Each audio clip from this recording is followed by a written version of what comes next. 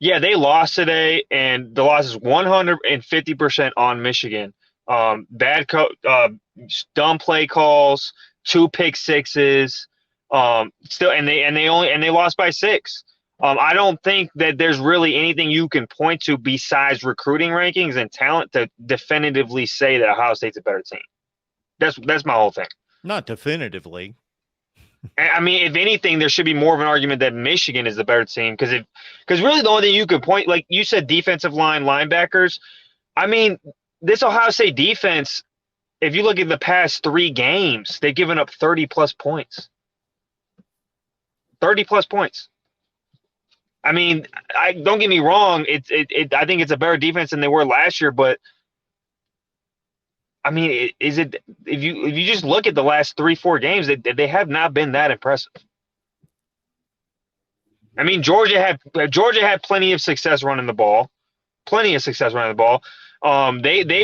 put up 42 points. Maryland put up 30 some points. Michigan put up like my whole thing is yes, I think offensively, easily probably the most talented, best offensive team I've probably seen in a long time. But they only have the edge in a couple spots. Yeah, well, we can point to any team, and we can point to Michigan and say that they got challenged by inferior teams like Maryland and Illinois. Yeah, but so did Ohio State. Exactly. Ohio State got challenged by Maryland. So I mean, so really, when it comes down to it, yeah, of course you got the head-to-head. I mean, I think you should put that above everything. Well, yeah, if I was going to rank the teams, I would rank Michigan ahead of Ohio State because I would honor that head-to-head. But you're just talking about who do I have more confidence in winning a game? Yeah. Who do I think is better? I think Ohio State's better. But yeah, if I'm going to rank the teams, I ranked Michigan ahead of Ohio State practically the entire season because I thought they were playing better. Even before they beat them. Even before they beat them head-to-head, I was ranking Michigan again ahead of Ohio State because I was honoring their level of play. Yeah, no doubt. And don't get me wrong, Ohio State, I think, is the most if I had to put one word on Ohio State, they're the most dangerous team because of what they can do offensively. But I just think if we're being objective and fair, I think bare minimum, the most we can say is they're tied for the second best team in the country. I don't think we can – I get it's an opinion, but even as a Michigan fan, the bare minimum I can say – I mean, if we're going to have that discussion, I just think it should be Georgia number one. And I don't think you could put Ohio State ahead. I think you can only put Michigan ahead. But if you can't concede that, I think they should just be grouped together because we can't ignore the head-to-head. If we're going to rank the teams objectively, right this second before a national championship game, we're going to rank Georgia 1, TCU 2, Michigan 3, Ohio State 4, because that's the way they won the games. Oh, I mean, yeah, I agree. I guess if you're going by winning, I'm just saying, like, if we're going by like who we just think, and we're basing it off of like head-to-head, obviously talent, obviously what happened during the course, like resume-wise, I just don't see how outside of that one category of talent you could really put Ohio State ahead of Michigan. Because even if you go by like how this game went today, yeah, they lost by 6, but that's one of the worst cases of shooting yourself in the foot I've ever seen. You have the ball twice within the 2-yard line. You turn the ball over and you throw 2 pick sixes. Like, I mean, I don't think you can shoot yourself in the foot more than that. Well, when you say pick sixes, understand that the quarterback has to make that is a play that's a football play. I understand it's not like driving the ball 75 yards on 10 plays where your offensive line has to dominate every play for you to drive it down meticulously down the field. It's just a one play, but it's still – that's part of the football evaluation is that your quarterback either made a bad read, a bad throw, something to cause a pick six to occur. Oh, yeah, 100%. Yeah, all the above. I mean, both pick sixes were not deep. I mean, they were barely even intermediate passes. They were just bad decisions, point blank, just terrible decisions that he made. And, again, that's just shooting yourself in the foot. And I can't remember a game. The evaluation of the football team. Well, yes, I understand that, but it's also the 2 pick sixes. I understand that, but it's also part of the evaluation to say, yeah, that's 28 points right there, and they lost by 6. We're talking about literally 28 points on 4 plays. And I get that you could say, yeah, that's part of the team, but you could look at it both ways. You could look at it from a negative standpoint and a positive standpoint. And you can, it's just like when Ohio State fans were saying, well, they just gave up 5 plays against Michigan, and otherwise they dominated the game and barely gave up any yards. Well, those 5 plays happened.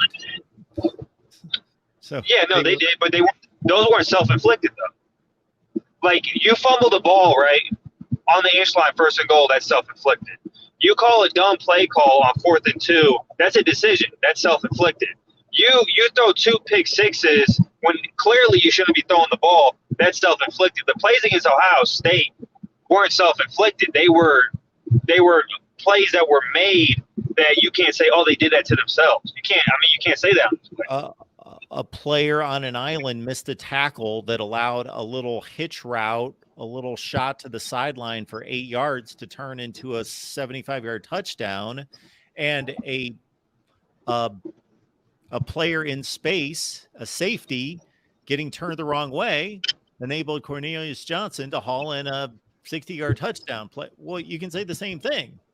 Well, that's not self-inflicted though. That's a player that did a double move. You did the tackle. That's self-inflicted. I mean, you turned the wrong way. That one is. I agree. But you can say the same exact thing. I agree. I don't. I agree on that first one. That's self-inflicted. But on the other ones, no, they're not. I mean, the 2 runs by Donovan Edwards, he broke it through the middle. That's not self-inflicted. I didn't bring those 2 up. I brought up the 2 touchdown passes. Okay, even if you take those 2 away, they still win the game. Like if you look at those 4, say that. Well, they won 45-23. Well, so if you take away 14 points, that changes the total trajectory of the game. You can't just do the math and say, okay, that equals that. Well, I'll give you the first one, but the one where the defensive back got turned around. I mean, they were having those problems today against Georgia. That's not self-inflicted. That's just how they play all year. Like, they get beat.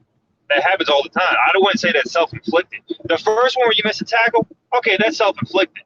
So, again, like, when we talk about best teams, I mean, this Michigan team lost by 6 despite all that stuff that happened. So, and let me ask you this. So Michigan, the reason I'm not as, I guess, upset about the game, and I am, is because I understand that this team has a lot going into next year. So I feel like I'd be more upset if this was like, they had this opportunity, but they lose a lot and they don't have a chance to do it next year. Do you know if Stroud leaves or stays? Have you heard anything about that? Oh, he's gone. Okay, so I like the direction of Michigan. So I heard a guy earlier say Harbaugh's overrated. I mean, I guess if you had him as the best coach, he's overrated. But he's definitely, after this season, he's definitely a top 10 coach. Like, he's a top. So I don't understand that comment. Sure. And I think the trajectory of the programs, it's in a great direction. They return damn near everybody next year.